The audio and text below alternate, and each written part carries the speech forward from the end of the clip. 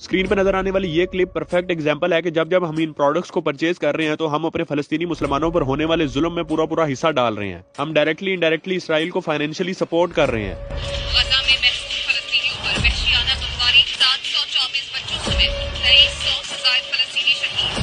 गजा अपनी मुहासरे में है, 9 दिन से पानी बंद है।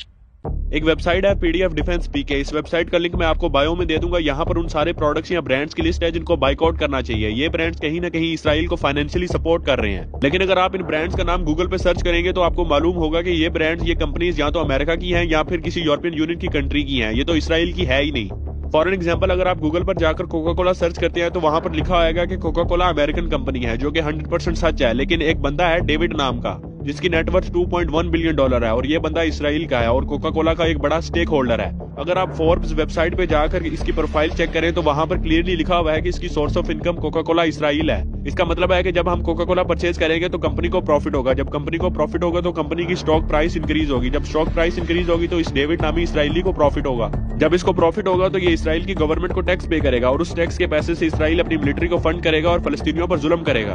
तो डायरेक्टली या इनडायरेक्टली कोका कोला को परचेज करना मतलब इसराइल की हेल्प करना है। इसी तरह बहुत से और ब्रांड्स और कंपनीज हैं जो कि एक्चुअल में तो अमेरिका या यूरोपियन यूनियन से बिलोंग करती हैं, लेकिन उन कंपनीज में इसराइल की कॉर्पोरेशंस, ऑर्गेनाइजेशंस या इंडिविजुअल बिजनेसमैन की शेयर होल्डिंग्स हैं। इसलिए जब हम इन प्रोडक्ट्स को